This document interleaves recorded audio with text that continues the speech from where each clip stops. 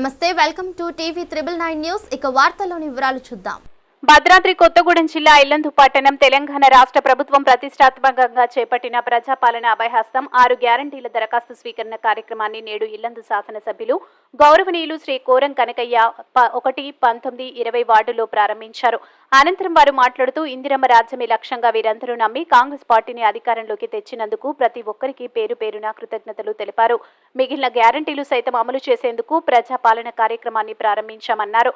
అభయహస్తం ఫారాన్ని అధికారులే ఇస్తారని తెలియజేశారు. ఈ కార్యక్రమంలో local bodies, district additional collector, Yellandu municipal chairman Dammalapati Venkateswararao, commissioner Naveen, CI Karunakar, manager Ankushavali, Congress party పట్టణ అధ్యక్షుడు దొడ్డ డానియల్, మున్సిపల్ కౌన్సిలర్లు వారా రవి, అంకేపాక నవీన్ కుమార్, పత్తి స్వప్న, మొగిలి లక్ష్మి, కాంగ్రెస్ పార్టీ నాయకులు తదితరులు పాల్గొన్నారు.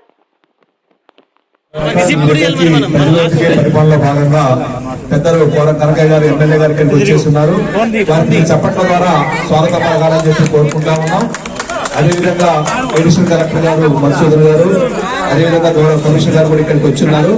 మిమ్మల్ని ఉద్దేశించి ఒక్క నిమిషం పెద్దలు కనకయ్య గారు మాట్లాడతారు. వారు చెప్పినటువంటి విధానాన్ని మీరందరూ కూడా ఆలకించి మీకు సంబంధించిన ప్రతి సమస్య గురించి కూడా సార్ చెప్తారు. మీరందరూ కూడా జాగ్రత్తగా విని వారు చెప్పినటువంటి సూచనలు ఫాలో కావాల్సిందిగా కోరుతా ఉన్నాం.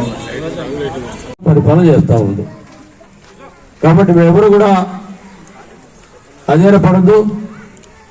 అన్ని దరఖాస్తు ఇచ్చే కార్యక్రమం చేయాలి. ఈ ప్రింట్లో ఏమున్నాయి అయ్యే వాళ్ళని ఏమి లేదు, లేని కూడా దరఖాస్తు పెద్ద భద్రయ్య గారు చెప్పాడు భూ విషయం. ఇంకో అక్క ఎవరో చెప్పింది, మాకెవరు కూడా ఎప్పుడేం చేయలేదని చెప్పి. అట్లా అనుకోవద్దమ్మా.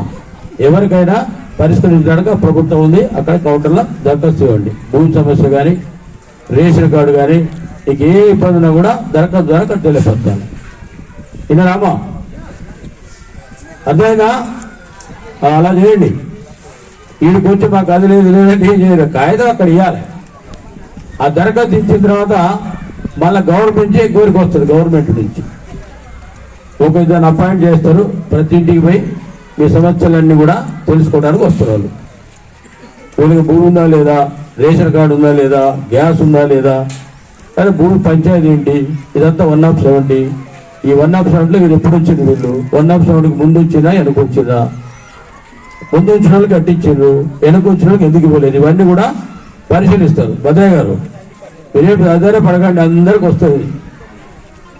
కాబట్టి ఎవరు కూడా ఆలోచన చేయక అందరూ దరఖాస్తు ద్వారా తెలియపరుస్తారు. దరఖాస్తు మాత్రం కంపల్సరీ ఇవ్వాలి. ఇవ్వకుండా మనం మనసులో పెట్టుకొని ఏం వేయకుండా వెళ్ళిపోతే ఇబ్బంది అవుతుంది. అదే కాకుండా ఎవరైనా ఇప్పుడే చెప్పారు ఎడిషనల్ కలెక్టర్ గారు, ఈ మీటింగ్ రోజు ఎవరు దరఖాస్తు చేయకపోయినా ఈ వారం రోజులు ఎప్పుడైనా వచ్చి దరఖాస్తు చేయొచ్చు. అక్కడ మీ వార్డు మెంబర్, మీ కౌన్సిలర్ ఉంటారు, అక్కడ ఎవరైనా వారి అధికారులు ఉంటారు, వాళ్ళకి తీసుకుపోయిస్తే తప్పకుండా దీంట్లో జాయిన్ అవుతుంది దరఖాస్తు. ఈ దరఖాస్తులు కూడా ప్రింటెడ్ ఫామ్స్ వస్తాయి, జిరాక్స్ రావు. ఇక కౌన్సిలర్ గారు కలెక్టర్ గారితో మాట నేను కూడా చెప్తా, ఒరిజినల్ తెచ్చుకోండి. ఈ జిరాక్స్ లో పోయి ఇక పనిచేస్తారు, ఎవరి సేవలు తీసుకుంటారు. అందరికీ నమస్కారం. ఈరోజు మరిన్ని వివరాల కోసం చూస్తూనే ఉండండి టీవీ 999 న్యూస్.